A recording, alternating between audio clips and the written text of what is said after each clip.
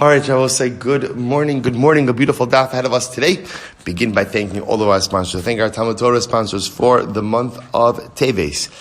Thank the entire Daf Yomi Shiur for dedicating the shiurim this month in for the aliyah for the neshama of Mr. Milton Marder, Mordechai Dovid ben Rephael HaKohen, zichron lebracha. To thank the Elbaum mishpacha for dedicating all the shiurim and drushos this month in commemoration of the yahrzeit of Gerald Elbaum, Yaakov Kopel, Ben R Avraham Menachem. To thank our week of learning sponsors, Paul and Kathy Pollack, for dedicating the learning this week in the zchus of refuah of Rabbi Dovid Katz, Rav Dovid HaCohen ben Leah, and to thank Saeed and Sima Haken for dedicating the shiurim this week. Leah, nishmas, Sima's parents, Miriam bas Elazar, and Yechezkel ben Aga Saleh. We hope that in the merit of our TALMUD TORAH, the neshama, slav, and aliyah, and the families in neshama. I will say with that, let us begin. We have a really exciting daf ahead of us today, packed with a lot of great concepts. Today's daf is Ayin Ches 78, and we're actually picking up on Ayin Zayin Mevez 77b, and we left off 2, 4, 6, 8, 10 lines up from the bottom. Shabbos said, let's get started. Tanya. So, an interesting concept here. I'm sorry. Tanya. Ha'omer the Ishto. Man says to his wife, Kol Nedarim shetaduri, ifshi shetaduri. So we'll say very interesting lashon here. A man says to his wife, Reuven is married to Rachel, and Reuven says to Rachel, any Nedarim that you make, I don't want you to make. Right? Any Nedarim you make, I don't want you to vow. Ifshi and ours, I don't want the vows. So we'll say, or, in the neder, or he says to her, any neder you make is not a neder. Lo amar klum. Ultimately, again, he has not said anything. So let's analyze this for just a moment. I will say, so take a quick look. Actually, yes. So, no, let's finish the Gemara first. So, okay, so that's the first statement. Right? So he says to his wife, any nedarim that you will make, I don't want, or any neder you make, ultimately is not a neder. Such a statement is meaningless. Yafe asis ve'in kamosech. Let's say I will say so. That's on what we'll call the revocation side. What about on the affirmation side? Let's say he says to her Yafe asis. So we'll say in this case Rachel made a neder.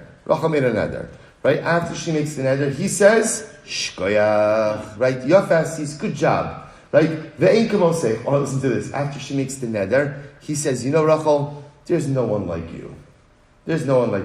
Or ve'imlon adark madirech, or he says, Rachel, had you not made that neder, I would have compelled you to make that neder. Then ultimately, again, dvarav kayamin. These statements apparently work as an affirmation. So I will say, so two different cases. In case number one, Rachel made the neder, and he's saying, any nedarim you make, I don't want. Or the nedarim you make are not a neder. So the Gemara tells us that is not a revocation. Conversely, she makes a neder and he says, shkoyach, good job, there's no one like you in the world. Or, had you not made that neder, I would have told you to make that neder. That is a proper affirmation. So what's going on over here? So I'll say, take a look let's start with the rush. So we'll say, see the rush is in the left-hand column. This rush, you could actually just pick it up 2, 4, 5 lines up from before it gets wide. So look at the rush says, Dile'inyan hafara ein moil ela lishna dikra atshur mufar lechi. So what does the Gemara teaching me? What is actually very interesting halacha? When it comes to hafaras nedarim, remember again, every day we have to review our terms. Hafaras nedarim refers to which process? Father to a daughter, husband to a wife. Good. What's involved in hafara? What's involved? Right? It's all we'll call, right now I'm just focused on the husband. It's a husband-driven process. Where he simply has the power to revoke the neder of his wife. That's the power he has. The Rosh says that the Gemara is coming to teach me is the only way hafara works is if there is an explicit lashon of hafara. I am mefer this neder. I revoke this neder. That's ultimately, again, so you have to use, why? Because the lashon of hafara, that lashon, hafara, I am mefer, that's the lashon of the Torah. So therefore, again, when a husband wants to go ahead and revoke the neder of his wife, he has to use the proper biblical lashon. So we'll say, and that's why again, if he uses these other lashonos, I will say, and here's what's interesting: in these other lashonos, it's absolutely unequivocally clear how the husband feels about his wife's nedarim. Right? How does he feel about them?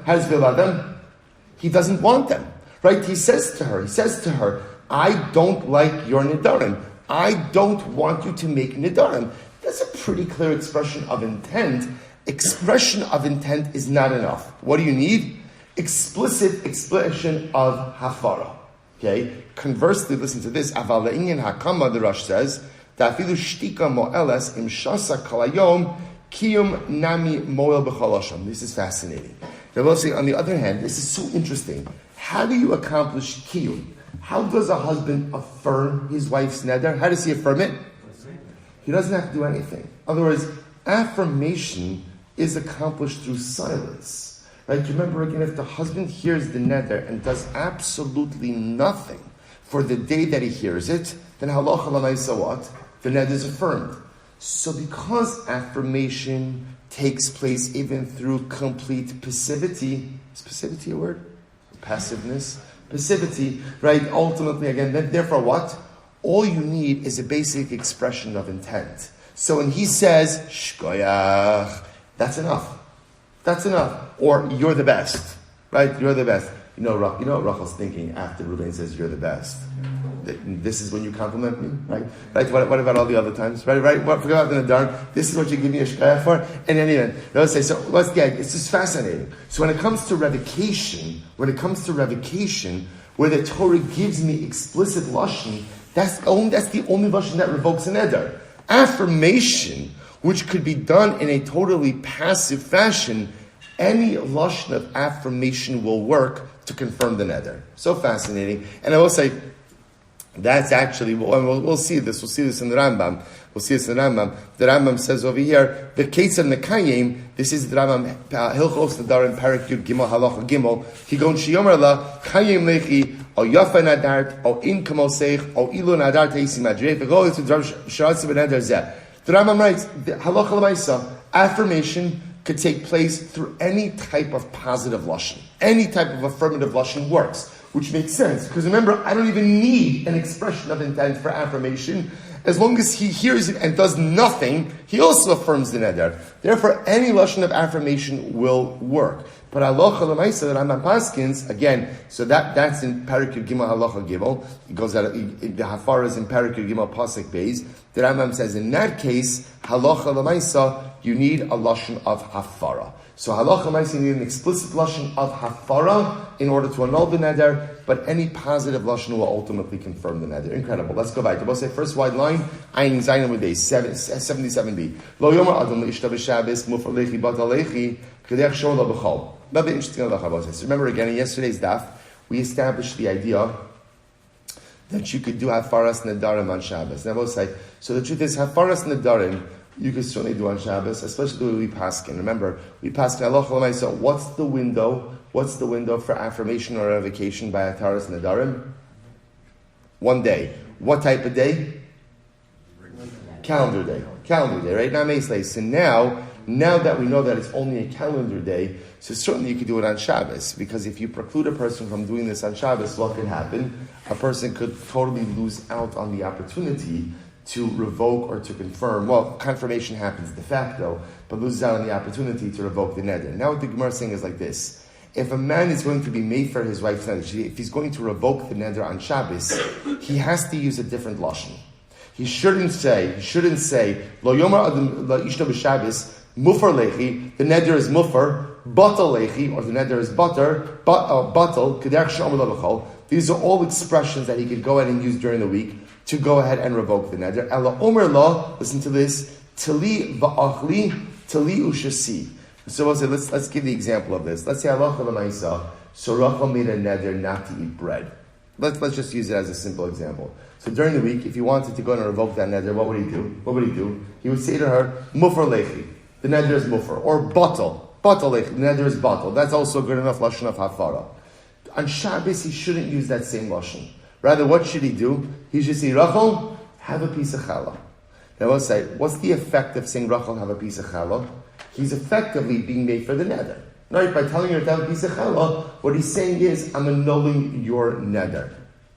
Tali va'achli, tali v'shasi, va'neder batal me'elav, and the neder is batal on its own. Now we'll say, now what's the logic behind this? Take a look at, you could even go back to the Rush for just a moment again. I will say, so this time the Rush is in 4 lines into the wide lines, the end of the fourth wide line. Lo yomar adon le'ishto b'Shabbos mufar lechi geder shlono b'chol shetzarach l'shanos mipnei kavod HaShabbos. So I will say, the Rush highlights over here that the obligation over here is to go ahead and to change the way in which one does hafaras nedarim on Shabbos.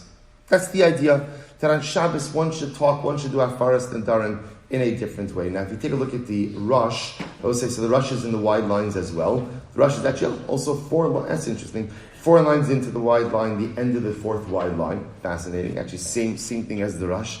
Tanya lo yomer adon le'ishto b'Shabbos mufar lechi batal lechi geder shlono b'chol hadasun l'neimer hachi lad mishum gzera dehetrin nedarim dechacham dehakeban de'amar tzli v'achli tzarach Shabbos u'va'afilu kishal l'shar ela taima demilsa decheban shef shal l'shalem b'shanira.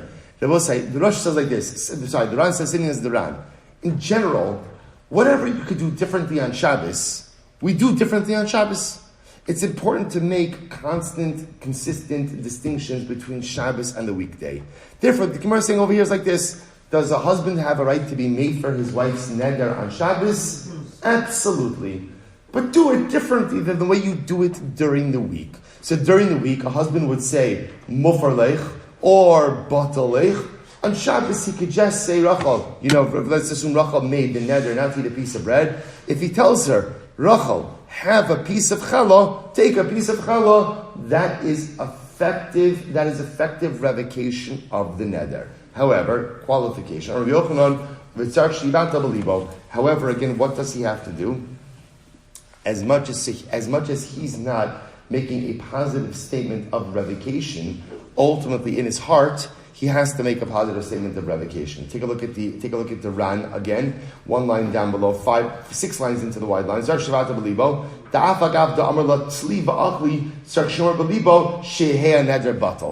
say at least cognitively, he has to say to himself, the neder should be batal. The neder should be batal. Good. So we'll say this. So again, just fascinating halakha. So again, this is building on a couple of things. Number 1, hafaras nedarim could be done on Shabbos. But even though hafaras nedarim could be done on Shabbos, be made for in a different way. Be made for in a different way. Right? So in other words, it's fascinating. Instead of being made for in the negative, this neder is mufar, this neder is batal, be made from the positive. What's the positive? Take a piece of challah. Take a piece of challah, but in your heart, you should say, I'm being mevatel the neder. Tanya B'Shamay says, B'Shabbos mevatel b'liv b'chol mosi b'svasav. B'Shamay says in Shabbos, you're mevatel the neder. Really, it means you're made for the neder in your heart. And during the week, you articulate. Beis says, Echad zeh v'echad zeh mevatel b'libo, v'ein tzarach lahotzi b'svasav. Shabbos says it's very interesting. Beis says the truth is, this Shabbos mechanism that we're highlighting over here, technically it works during the week as well. In other words, that even during the week, Rachel made the neder not to eat bread. Not to eat bread. And now what happens? Reuven says, you know what? Take a piece of bread. Take a piece of bread. That is effective hafaras nedarim. As long as what? He's mevatel b'libo. Now I just want to point out, this is really very interesting because the previous sugya just said that what? The previous sugya said that what's hafaras nedarim? What's hafaras nedarim? Hafaras nedarim is an explicit lashon of hafara. And in fact, if you use these other lashonos, it doesn't work. So it seems to me the one exception to this is a husband telling a wife to engage in the very activity that she prohibited through her neder, ein hafara gidola mizo. Right? That by itself is hafara, even though he's not using the lashon of mefer, or he's not using the lashon of batel. So again, since on Shabbos, we want to do things a little bit differently than during the week, that's what he should do hafara, but in his heart, he should go and be mevatel the neder. Incredible.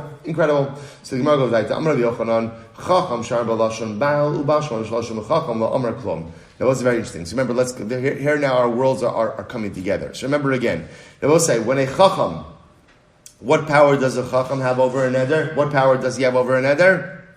HaTorah. right? HaTorah, remember again, what's HaTorah? HaTorah is annulment of the neder. Annulment of the neder. Now we'll say, what does annulment of the neder do? It shuts the neder down here and now. How do you accomplish HaTorah? Right? Charata. Charata. It is a machlokes. Charata or Pesach. We've already seen we pass in Charata. Okay, so now we'll say, so that means that when a chacham is matir a neder, they will say, what lashon does a chacham use? What lashon? Mutter. Right? I will say, by the way, I just want to point out to you, all of us are going to appreciate Hataras Nedarim so much more this year. Right? Why? Because I'm actually going to have a chance of knowing what it is that I'm doing. Right? I will say, remember again, what do I say when I stand before a Beis Din? And I will say, by the way, what kind of Beis Din are you standing in front of? Yeah, right. Don't say it like so disparagingly, right? Like those hediotos, right? Those hediotos. So say that now I get it. Now I get it. By the way, now it's a basis of hediotos, based on regular people, including even relatives. Right? I could even use relatives. And now, what am I saying?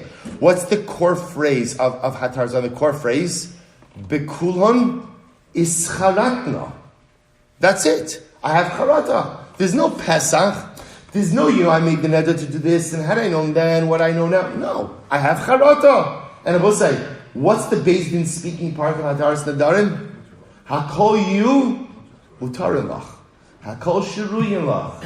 Ein kan, lo neder, so on and so forth. Hakol mut, that's it. Mutter.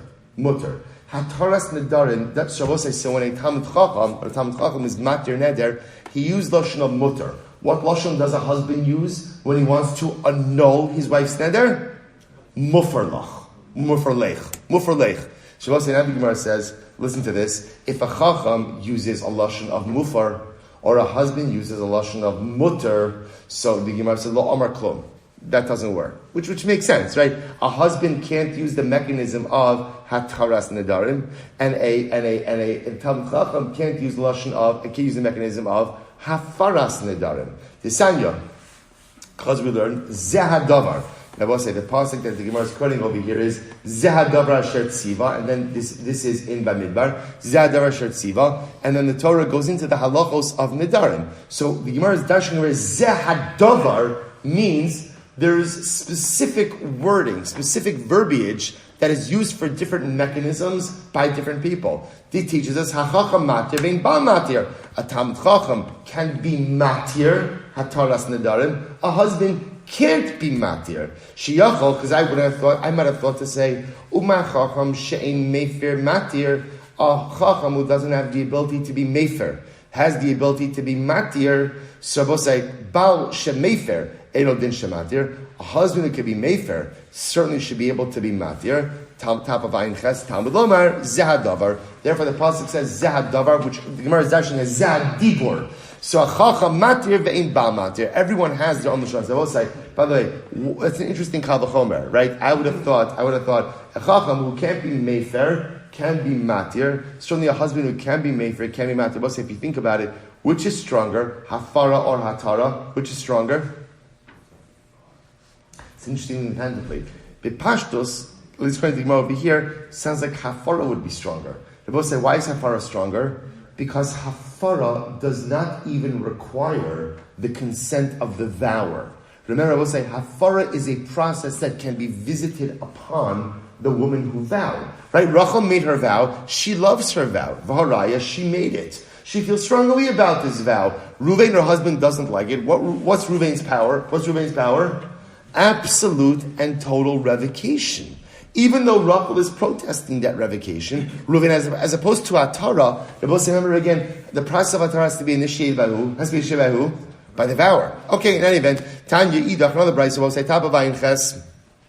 It's good that we got to today's daf. Tanya Idach will say, another brayso, Zad Davar, Bal Mefer, Ve'in Chacham Mefer. What do we learn from Zad Davar? A husband has the ability to do afara. A chacham doesn't have the ability to do afara. Shiyachol, you might have thought, Uma bal she'ein matir mefer. A husband who can't be matir can be mefer. Chacham she'matir eino din she'mefer. A chacham who can be matir, so they should be able to be mefer. Talmud lomar zehadavar bal mefer ve'ein chacham mefer. Good. So we'll say, what's the takeaway? The takeaway over here is there are very distinct processes, right? And the lashon of hatara or mutter can only be used by a chacham, can't be used by a husband. And lashon of hafara mefer lech, only used by a husband, can't be used by a talmid chacham. Incredible. So let's go weiter. Ne'emar kan, I will say a very interesting Gemara. Ne'emar kan zehadavar. So I will say, it says over here being Nedarim, the lashon of zehadavar, v'ne'emar lahalon zehadavar b'shchutei chutz. And I will say, Torah speaks about zehadavar by shchutei chutz. And I will say, what's shchutei chutz? Shchutei chutz is the halacha that says that ultimately one is not permitted to go ahead and shecht karbanos outside of the Beis HaMikdash. And doing so carries with it a very serious transgression. So the same lashon of zehadavar is said by Nedarim and is said by shchutei chutz. Okay, so I will say, what exactly is what is the connection here? So listen to this. Ma b'shchutei chutz aron ubana v'chol Yisrael. Just like shchutei chutz, the prohibition to shech the carbon outside of the Beis HaMikdash applies to Aaron, his sons, and all of Klal Yisrael. Af parshas Nedarim, Aaron ubanav v'chol Yisrael. So to parshas Nedarim applies to Aaron, his sons, and all of Klal Yisrael. Okay. Furthermore, umakan rashi hamatos. So just like I will say by shchutei chutz, it's referring to rashi hamatos, the leaders. Af lahalon rashi hamatos. Ultimately, again, by Nedarim, it also applies to rashi hamatos. Fine. So I will say, so what exactly this means we're going to have to see. So parshas Nedarim l'may hilchasa. So I will say, so what exactly does this mean? So we're making this gzera shava now between Nedarim and between shchutei chutz. And here's what we're trying to say. Just like by shchutei chutz, it applies to Aaron, his sons, and Kol Yisrael. So to Nedarim applies to Aaron, his sons, and Kol Yisrael. And just like shchutei chutz, ultimately, just like Nedarim applies to rashi hamatos, so to shchutei chutz applies to rashi hamatos. We have absolutely no idea what this is talking about. So let's see. So the Gemara says, "Beparshas Nedarim l'may hilchasa." So we'll say when it comes to Nedarim, what does it mean that it applies to Aaron, his sons, and all of Klal Yisrael? What does that mean? Amar Rav Bar Yaakov lahachshir shlosha hedyotos.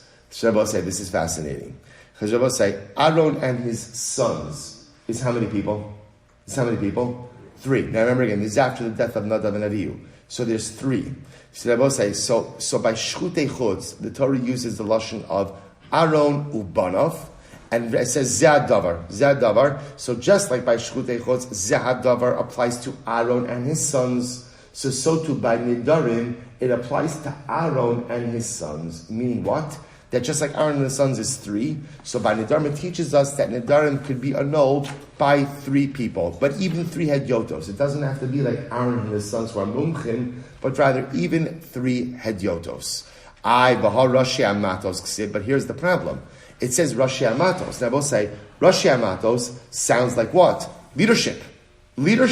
So it sounds like hedyotos are not enough. So Amar Rav Chisda v'Teimer Rabbi Yochanan biyachid mumche. So Rabbi says, he's coming to teach you both. And this is very interesting. Aaron Ubanav teaches you that all you need is 3. And those 3 can even be what? Hedyotos. The Rashi Hamatos teaches you that you could use 1, but that 1 would have to be what? A mumcha. Fascinating. Rashi Hamatos b'shchutei chutz l'may hilchasa. Rabbi say, what do the Rashi Hamatos teach me by shchutei chutz?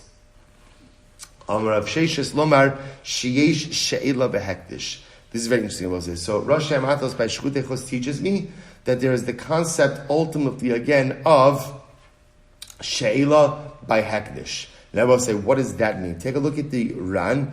I will say this is the second to last short line. Lomar Sheyesh She'ela Behektish. Listen to this. Shem Hektish Behema V'Shachta. This is so fascinating.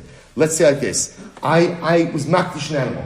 Right? I consecrated an animal as a shlamim. And then what happens? V'shachta b'chutz. I shechted it outside of the Beis HaMikdash. I will say, major transgression. And then what happens? V'achar kach, first white line in the round, v'achar kach, nishal aliyah. I will say, then I did something very interesting. What did I do? I ultimately, again, went to have my neder revoked. So remember again, I made a neder to bring a shlamim, and I was madir, I pledged this animal as a shlamim. And this animal has shlamim kedusha. Now I shechted it outside of the Beis HaMikdash. then what happens? I go to a chacham for hataras nedarim. And the chacham is matir my neder. Watch this. Potter. They will say, I'm potter. The chayvan she'eshela behekdish ki'ilu lo akdisha ma'olam dami the chacham oker haneder me'ikaro. They will say, listen to this. Because what does a chacham do? They will say, when you go for hataras nedarim, a chacham has the ability to retroactively annul the neder. So therefore it turns out, this is fascinating, so it turns out, I shechted a shlamim outside of the Beis HaMikdash. After I shechted, I go to the chacham for hataras nedarim, and he does so. It turns out that what Rabbi was saying, if there's a from Tumah to the neder, it turns out that what? I never did shchutei chutz.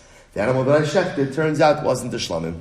Incredible. So the Gemara says, so therefore the Gemara says over here, so what is Rashi Hamatos come to teach me about shchutei chutz? It comes to teach me that there is she'ila behektish, that there is the ability to go ahead and literally be matir, my neder, that made this animal a carbon, and therefore once I do that, it retroactively takes away the prohibition of shchutei chutz. And I will say, take a quick look at the Rush for just a moment. So if you go straight across from where we were in the Ran, just move your finger to the right in the Rush, and go down about 6 lines.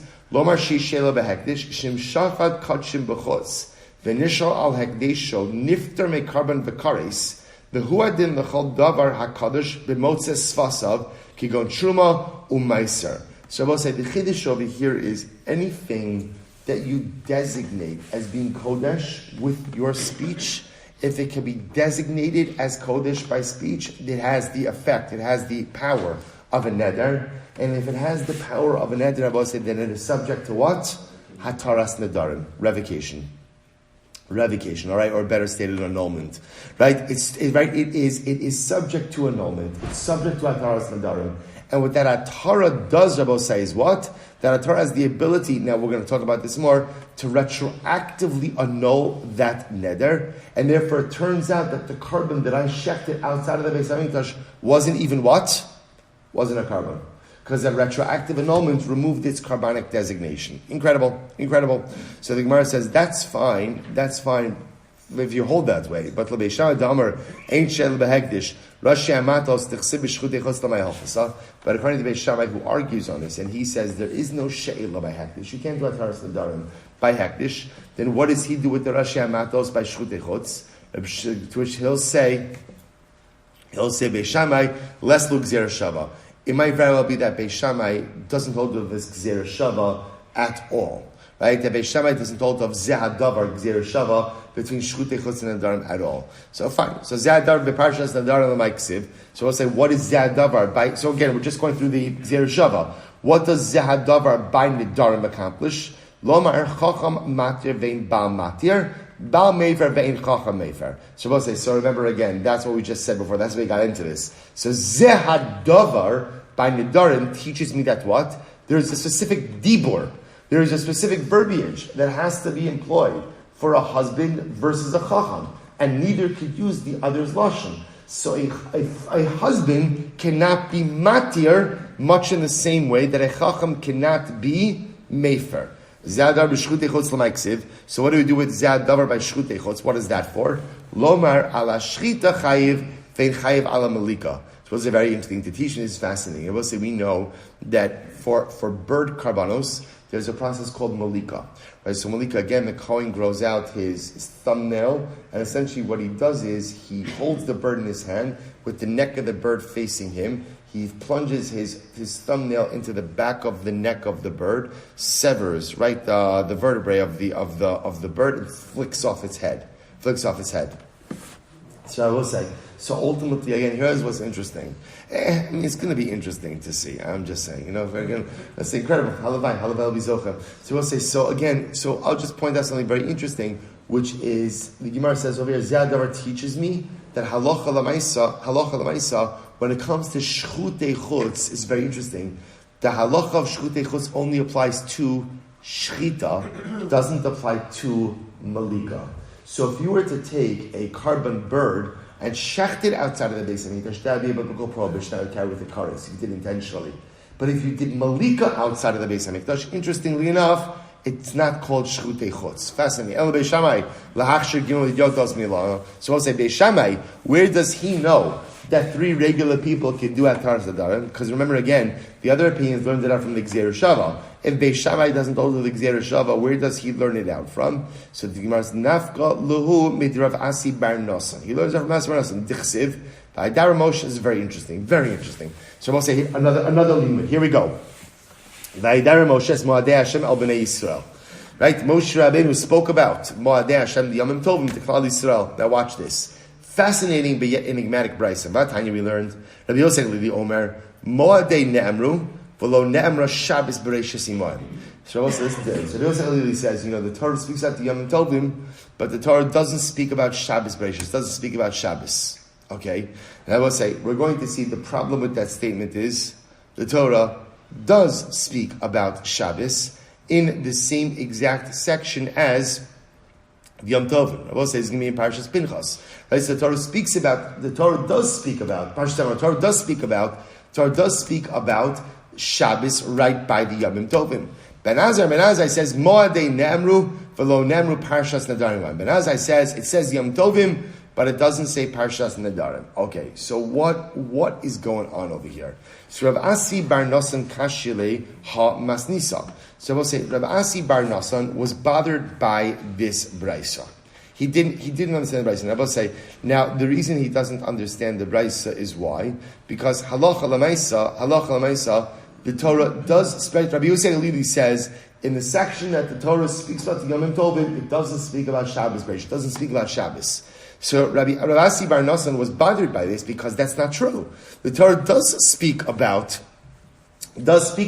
Shabbos in the same section. I will say not only that, but Ben Azai said where it speaks about Yom Tovim, it doesn't speak about Nedarim. That's also not true because in the very next section is the section of Nedarim. So Rabbi Asi bar Nosson did not understand this brayso.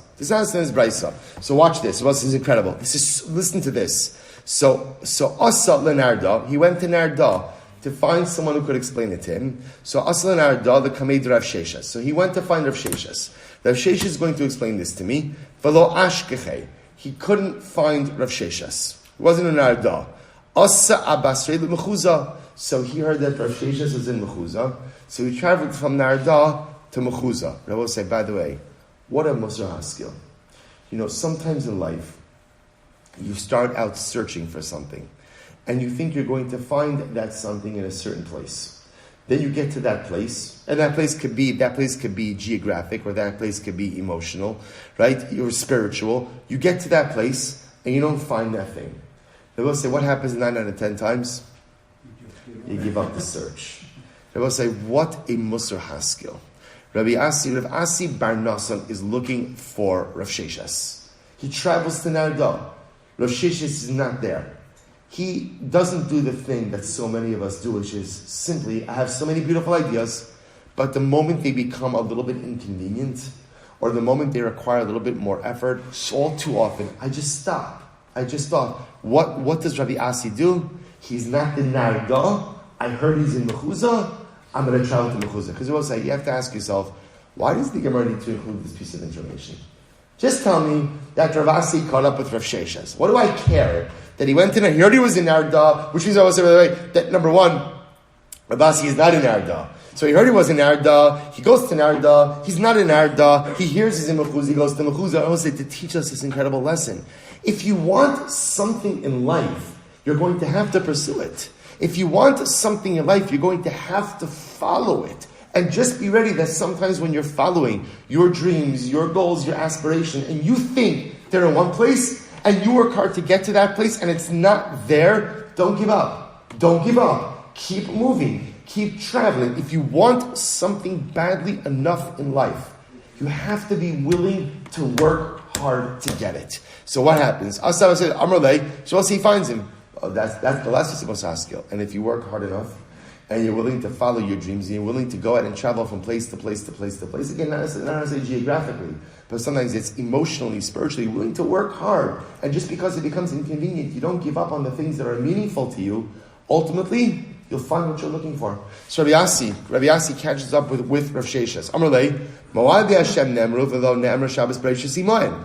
So again, now Rav Asi is going through the Brisa with Rav Sheshes, and he says, Rabbi, I don't understand. Rabbi Yosef Lili said, it says the Yom Tovim and it doesn't say Shabbos, but that's not true. V'ksiv Shabbos Imon. It does say Shabbos there in the same section. Shabbos is discussed by the Yom Tovim. V'su, furthermore, I don't understand the second part of Ben Azai, Mo'ad Hashem Nemru v'lo Nemru Parshas Nedarim Imoyim v'ha misitra ksiva. So Rabbi Asi, I don't understand Ben Azai said, it says the section of Yom Tovim doesn't discuss Nedarim. That's also not true. Nedarim is in literally the next section of the Torah. So what is happening over here? What's happening? Futra Shesha says, Amarlei Hachi Katani. Here's how you have to understand it. Rabbi say Ayin Chesam Day, 70 AP. So Rabbi say now Rav Sheshes is explaining the Brisa to Rav Asi. So here's what he says. So Rabbi says, so Hachi Katani. Here's how you have to understand it. I'm a base. Mo'adei Hashem tzrichin kiddush bezdin. Shabbos Bereishis ein tzricha kiddush bezdin. So I will say, here is what Rabbi Yossi Aglili was trying to explain.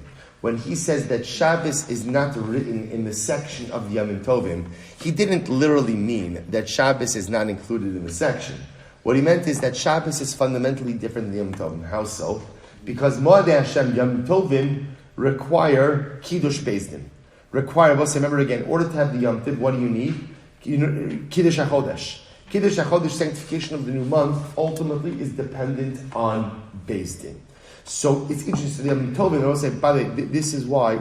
So therefore the Yom Tovim require the intervention of Beis Din. Shabbos, I will say, when does Shabbos come? Seventh day. Ready or not? We all know that, right? Especially on short Fridays, right? Ready or not, right? It's Shabbos. Shabbos does not require any intervention, any participation of Beis Din. I will say, by the way, I'll just point out, where do you see this distinction reflected? In Kiddush, right? What do we say on Shabbos? Shabbos, we say, Baruch Atah Hashem, Mekadesh HaShabbos. Where does the sanctity of Shabbos come from? Hashem. Nothing to do with man. What do we say on Yom Tiv? Mekadesh Yisrael v'Hazmanim. What does Mekadesh Yisrael mean? Mekadesh Yisrael means Beis Din. Chodesh Baruch Hu, you endow us with sanctity. We in turn are Mekadesh the Chodesh, and because we are Mekadesh Chodesh, we sanctify the new month. Therefore, v'Hazmanim, we create the sanctity of the Yom Tovim. So that's what Rabbi Yosef really meant. What he meant is Shabbos is not written in the section of the Yom Tovim, meaning Yom Tiv requires the intervention of Beis Din through Kiddush HaChodesh. Shabbos does not. Rabbi Yosef, take a quick look at the Rush on the left-hand column, top left-hand column. Mo'adei Hashem tzrichin Kiddush. He says, Shemekachin Beis Din Rosh Chodesh Nisan Lasos Pesach Bechamisha Sarbo. Good, he's giving me Pesach as an example. Shabbos Bereishis Lefi shegam hamoadim kriyim Shabbos Lachi Kari De Shabbos Bereishis. I will say, by the way, Rush is pointing out why does Rabbi Yosef really refer to Shabbos as Shabbos Bereishis? So the Rush says over here because Yom Tiv is also referred to as Shabbos. So how do you know when you're referring to Shabbos, what we call Shabbos? We call Shabbos Bereishis. Now, it doesn't literally mean the Shabbos that we read Parshas Bereishis, but rather Shabbos Bereishis means Shabbos. Good. So that's what Rabbi Yosef really meant in the Brisa. Furthermore, so the Gemara is right. So Mo'adei Hashem tzrichin Kiddush Beis Din Shabbos Bereishis ein tzricha Kiddush Beis Din. Furthermore, Rabbi says second line from the top, Ayin Chesam Beis. Furthermore, Mo'adei Hashem tzrichin Mumcha vein Parshas Nedarim tzrichin Mumcha. Rabbi says similarly, when Ben Azai said that the section of Nedarim is not written in the Yom Tovim. Now that's not a true statement. In other words, the section of Nedarim immediately follows the section of the Yom Tovim. What did he mean? What he meant was the halachos of Nedarim are different than the halachos ultimately again of Kiddush HaChodesh, of the sanctification of the Yom Tovim in the new month. How so? Because ultimately again, so he says Kiddush Mo'adei Hashem tzrichin Mumcha. Rabbi say, in order to sanctify the Yom Tovim, what do you have to do? You have to sanctify the new month, Kiddush HaChodesh. Kiddush HaChodesh can only be done through experts. Bein Parshas Nedarim tzrichin Mumcha. Yet Rabbi say, when it comes to Hataras Nedarim does not need a Mumcha. That's what Rabbi Yosef Lili meant. Sorry, that's what Ben Azai meant when he said the parsha of Nedarim is not written by the Yom Tovim. Rather, it could even be afilu Beis Din Hadyotos. Rabbi say the Beis Din that establishes the new month has to be an expert Beis Din, which makes sense. There's a lot riding on that. Has to be an expert Beis Din. So when Ben Azai says the section of Nedarim is not written by the section of Yom Tovim, what he meant was section of Yom Tovim, i.e. Kiddush HaChodesh requires a Beis Din of Mumchim, experts. Hataras Nedarim does not. Hataras Nedarim can even have a Beis Din of Hedyotos. Incredible. Baha Parashas Nedarim Rashi Hamatos. But one second, I will say, here's what's interesting. I'm sorry, let me read that again. Baha the Parashas Nedarim Rashi Hamatos Ksiv. But I will say, let's not forget that there is a lashon of Rashi Hamatos used by Nedarim. And I will say, what does Rashi Hamatos mean? Leadership. So maybe the Torah is telling me that Hataras Nedarim in fact does require mumchim. Amrav Chista v'Itim Rav Yochanan biyachid mumcha. You're right. In other words, I will say there is a model of Hataras Nedarim which requires a mumcha. What's the model? A yachid mumcha. I will say, so again, Einachinami by Hataras Nedarim, if you want to use one individual, you're going to require an expert. But if you're willing to use a bit, and that's Rashi Hamatos. Rashi Hamatos tells us that if you're going to use one individual for Hataras Nedarim, he has to be like a leader of Klal Yisrael, i.e. a mumcha. But if you're going to use a Beis Din could even be Shalosh Hadyotos. Incredible. So we'll say that ends that Gzer Shava. Absolutely fascinating. We'll say this is an incredible case. I'm going to be Chanina. Get ready. Hashosek Amanas Lamekit. So we'll say, listen to this. Reuven's married to Rachel. Rachel makes a neder, right?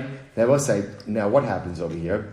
Reuven doesn't say anything after she makes the neder. Now, normally, silence is construed as, or not even construed. What does silence in the face of a neder represent?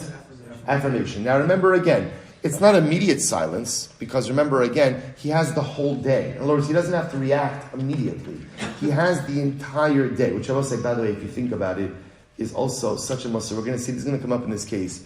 I will say, sometimes situations of nedarim between husbands and wives, right, that a wife makes, could often be the result of something else happening within a marriage.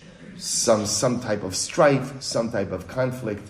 So the Ribbon Shalom in his infinite wisdom understood that sometimes the worst thing you could do in the face of marital conflict is what? First, respond immediately. Right? Sometimes it's not a good idea to say the first thing that comes to your mind, right? When you are in the midst of a moment of marital strife. Because often they're not necessarily the most intelligent things, sometimes they're incredibly hurtful things. So it's interesting that the Torah gives like a day. So therefore, again, the wife can make a neder, the husband's silent. That immediate silence does not mean anything.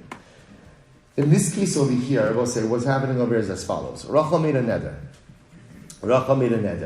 And ultimately, again, Reuven is silent. Now, why is he being silent? If you look at the Rush for just a moment. Actually, you can look at the Ran and the Rush. But let's start with the Rush. So we'll say the Rush is in the left-hand column. It's like halfway down in the Rush.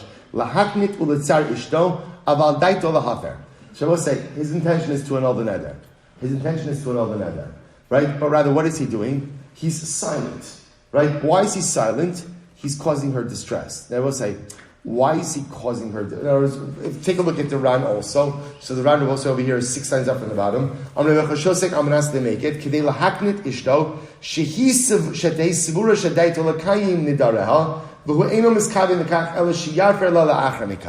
Now I will say, so why is he distressing her? So we'll say, it's interesting. You could see this. You could read this into so many marital situations. I will say, you could have a situation where sometimes a wife purposely makes an neder because she's upset about something, with the complete expectation that her husband's going to annul it, right? And he doesn't annul it. Which I will say is an incredible yesod also, because sometimes, and it's so important in a marriage, that sometimes a spouse says hurtful things. Sometimes the hurtful thing is not meant to hurt, but the hurtful thing is meant to elicit a response, because a spouse is not hearing something they need to hear. So it's not the right way to go about eliciting a response. But sometimes it happens all the time. And it's so important to understand that sometimes the spouse says something, they don't mean to hurt me. They're hurting. And they're saying something to get me to respond because I'm not responding. I'm not engaged. So it's not the right thing to do, but Lamaisa, it is a mechanism or it is a dynamic that often happens. So you can see a situation where either Rachel made a neder that she knows Reuven is going to annul it, but she needs him to react, but he's not reacting. Or, conversely, she made a neder that she really wants. He pretends like he's going to go ahead and affirm it, whereas he has every intention of revoking it. But the point over here is, he's quiet now, which looks like acquiescence, but he has every intention ultimately of revoking him in the future. So what's the halacha? So the Gemara says, Mefer afilu mikan va'ad yud yomim.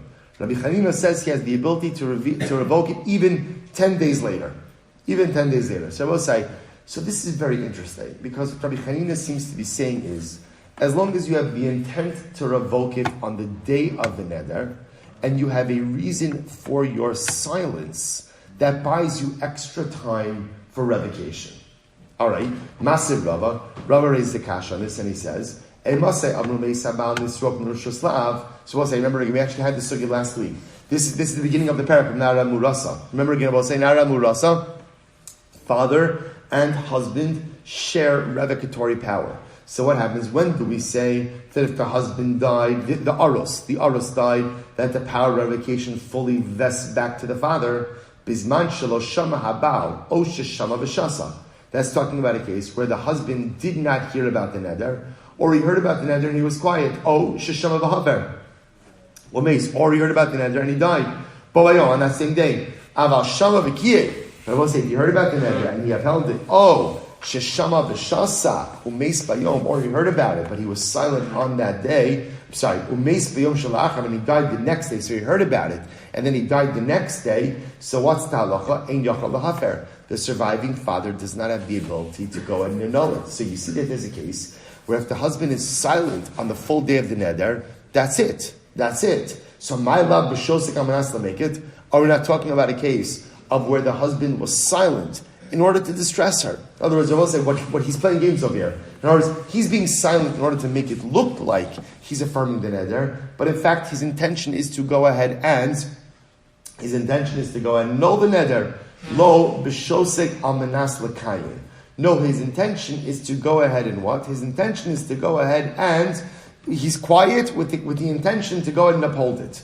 To which the Gemara says, 1 second, if he's quiet with the intention to uphold it, ihachi, hainu o shama v'kiyem, then that's the previous case. That's the case of where he heard it and upheld it. Ella b'shosek stam.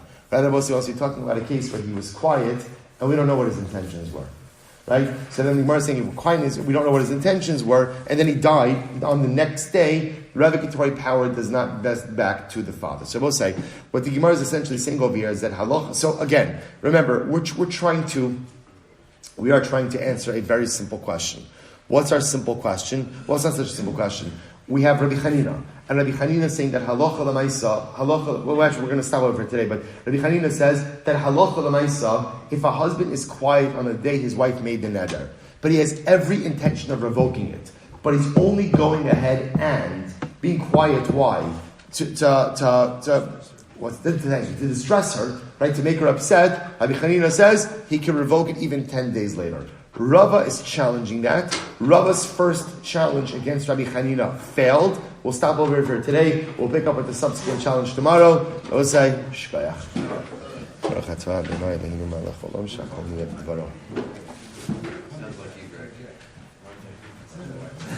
All right, Chevron Zoom, have a great day, everyone.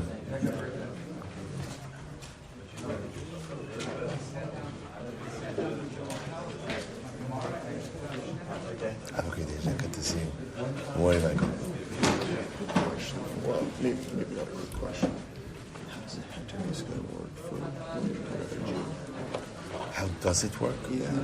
In other words, the mechanics of it? Yeah, it's not a quick question. Yeah. So if you want, you send me an email.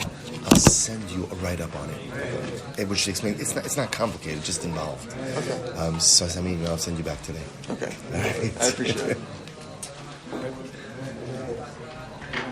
Let me see.